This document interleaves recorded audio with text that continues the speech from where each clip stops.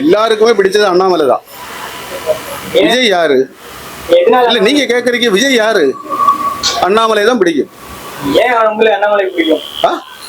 அண்ணாமலை இதுவரை செய்த சாதனைகள் என்னெல்லாம் இருக்கு? இந்தியாவில பிஜேபி கிடைச்ச பொக்கிஷம் ஐயா அண்ணாமலை. இந்தியாவில பிஜேபிக்கு இப்ப இல்ல, ஒரு 20 வருஷத்துக்கு முன்னாடி கிடைச்சிருக்கணும். ஒரு 20 வருஷத்துக்கு முன்னாடி கிடைச்சிருந்தா இந்தியாவில தமிழ்நாட்டுல பிரதமர் முதலமைச்சராயிட்டு இதுக்கு முன்னாடியே வந்திருப்பாங்க பிஜேபி. அண்ணாமலை இருந்திருந்தா கொஞ்சம் கூட வளர்ச்சி ஆயிருக்கும். அண்ணாமலை இருந்திருந்தா இதை விட வளர்ச்சி வந்திருக்கும். இப்பவும் வளரலன்னு நான் சொல்லல, இப்பவும் பிஜேபி வளர்ந்துகிட்டு தான் இருக்கு. இன்னைக்கு உலக அரங்குல பிஜேபிக்குன்னு ஒரு தனி மதிப்பு வந்துகிட்டு இருக்கு. அது மோடியினால உலக அரங்குல பிஜேபிக்குன்னு ஒரு தனி மதிப்பு வந்துகிட்டு இருக்கு.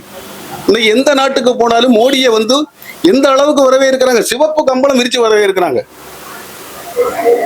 உலக அரங்கில நம்பர் 1 பிரதமராக இருக்கக்கூடியது வந்து இந்தியாவின் பிரதமர் நரேந்திர தாமோதர் தாஸ் மோடி.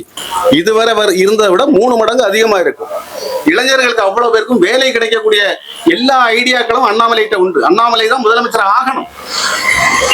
கிராமத்துல இருக்கக்கூடிய விவசாயிகளுக்கு இன்னைக்கு விவசாயிகளுக்கு மாசம் 2000 ரூபாய் கொடுத்துட்டு இருக்கு. ஒரு வருஷத்துக்கு 6000 ரூபாய் கொடுக்குறாங்க பிஜேபி. தமிழ்நாடு கவர்மெண்ட் இல்ல, மத்திய சர்க்கார் கொடுத்துட்டு இருக்கு. அது பிஜேபி தான் கொடுக்குறாங்க, பிஜேபி ஆட்சி. தமிழ்நாட்டுக்கு அதே மாதிரி பிஜேபியில இருந்து ஒரு அண்ணாமலை முதலமைச்சரா வந்தா தமிழ்நாடு இதை விட செழிப்பா இருக்கும்.